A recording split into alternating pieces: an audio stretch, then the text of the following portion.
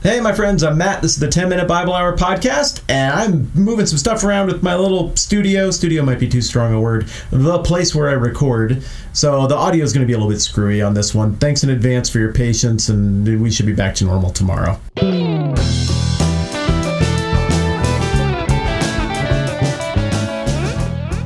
When I was a kid, I was not the biggest, the most athletic, or the best at things, but I like to try everything. Everything looked fun and amazing. You watch other people doing stuff, and you're like, oh, it looks so easy and smooth when you do it and fun. I want to jump in. And so I would jump in with everything, and then I would lose horribly at all the things. I was like not a little bit the smallest kid in school.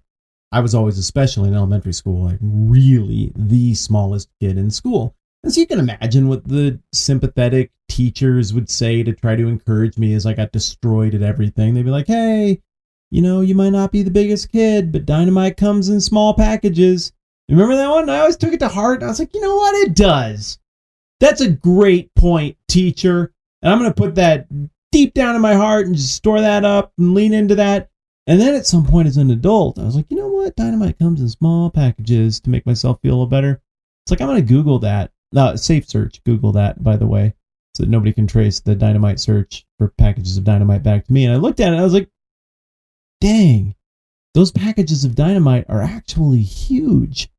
These huge vintage boxes that hold tons and tons of dynamite. I feel like people maybe had never actually looked at a package of dynamite when they invented that particular saying. But hey, it made me and countless other not the biggest people feel better about things. So I will take it. But before the saying about dynamite comes in small packages was floating around, Jesus had come up with another saying that roughly communicates the same meaning that appears in one of the littlest parables in the whole Bible. One of these would be easy to forget, I suppose. It's in Matthew chapter 13, starting in verse 31. Here's the whole thing. It's going to take 2 verses, so buckle up. He told them another parable. The kingdom of heaven is like a mustard seed, which a man took and planted in his field. Though it's the smallest of all the seeds, yet when it grows up, it is the largest of garden plants and becomes a tree, so that the birds come and perch in its branches. The end. Full stop. I really don't think this one is all that tough. He said that the seed starts really, really small and then it grows up into something huge. There's a little bit of controversy on the literalist side of things when it comes to this passage. There are some people who are like, I Googled it. And much like you Googled the dynamite packages and figured out that those packages are actually a little bit larger than is advertised from the encouraging things your teachers told you.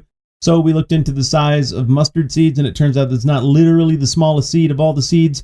I've heard people receive that very literalist verbal interpretive tennis serve and try to hit it back with a literalist return and be like, well, I think Jesus is talking about the smallest of all the seeds of all the garden plants because he's talking about garden plants.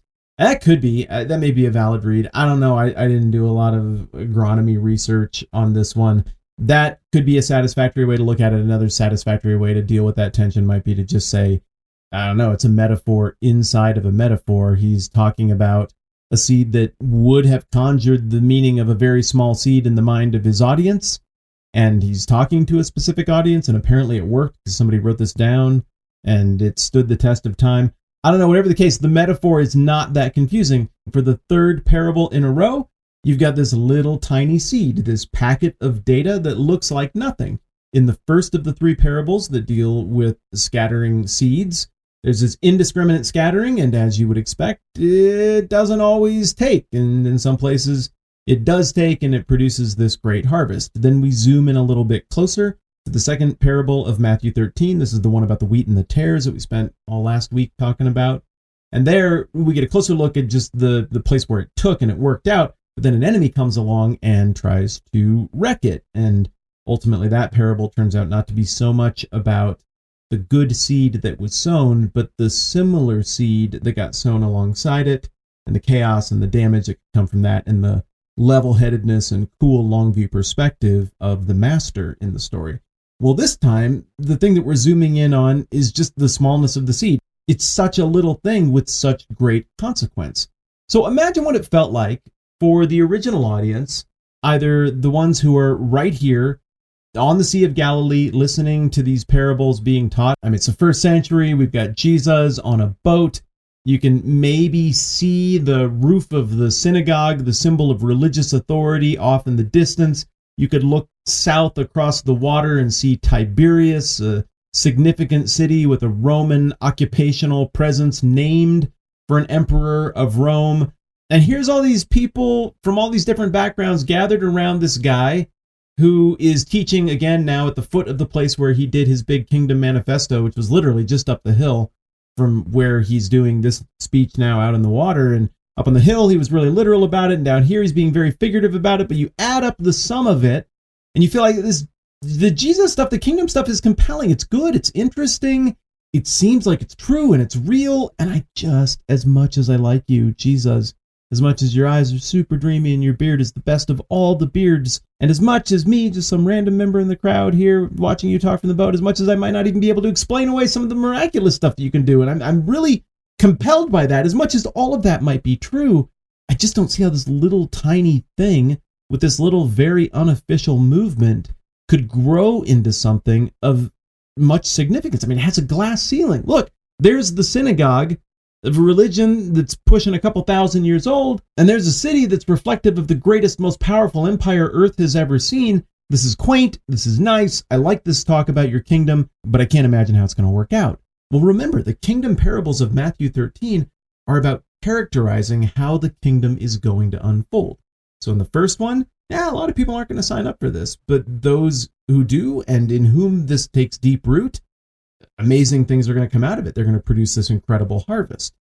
And then the second one, yep, there's opposition. There are enemies that are going to want to wreck this thing. But the king, the master, has this long view over all of it. And in the end, it gets resolved. It gets worked out. Well, if you think about those two parables in light of this one little tiny short one, it could maybe give that honest skeptic in the audience who has the reservations I just described a little bit of pause. Maybe that person goes home after hearing the shortest of all of these parables in here. It's like, you know what, that one really stuck with me. Because if the first parable is true, and it only takes a very tiny minority of the good soil producing a return of 30, 60, 100, whatever it is, well, that would put it on an exponential growth curve pretty quickly. And further, even with these opponents to the values of the kingdom visibly with their symbols in sight, the religious establishment, the political establishment, I mean, the parable of the wheat and the tares counts for enemies and pushback and sabotage and destructiveness. It looks like that is addressable as well. Maybe that earnest onlooker standing on the shore trying to figure out what to make of Jesus thinks about this a little longer, and they're like, I guess if something like this were to start, there are only two ways for it to start. With a gigantic bang where it gets huge immediately and everybody's just blown away, or like most things start, really small and unassuming and seeming like it's not going to work out, and then it does. It's kind of interesting because whether you're talking about the original audience member or you and me, if they thought further about this parable also kind of reflects back on the initiation of the kingdom. I mean, how did it show up? Not with the heavens parting and Jesus wearing the full golden Wonder Woman 1984 style eagle armor comes flying out of the clouds on some celestial Pegasus war horse with his sword ablazing and fire in his eyes. And he lands the superhero landing. He's like, weaklings of earth, bend the knee before your new master. I'm here to liberate you. Like that would be the splashy way to do it. But instead he shows up as a little baby. And instead of it being so obvious, it's like, dang, I have to follow him or else he'll kill me with his eye lasers.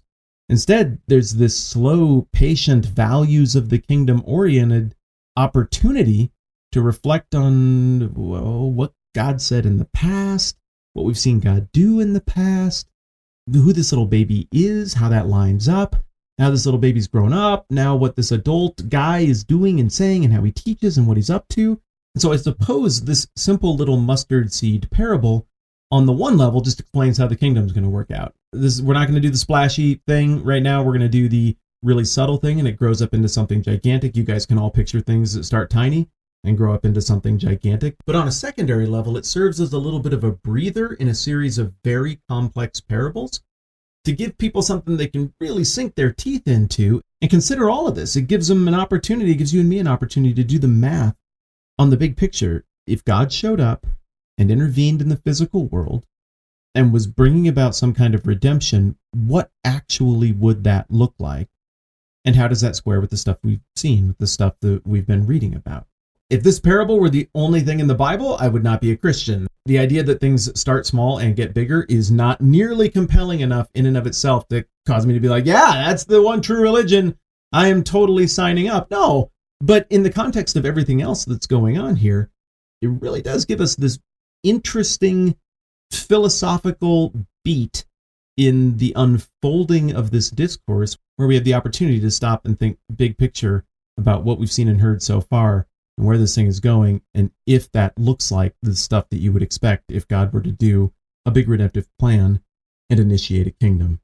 And again, finally, from a narrative perspective, we see yet another parable in Matthew 13 that also serves the purpose of tempering and refining the expectations of the audience, that if they were thinking, well, God is going to show up with the sword and everything's going to become obvious, and instead they're seeing the blind receive sight, the mute can speak, the deaf can hear, the prisoners are set free.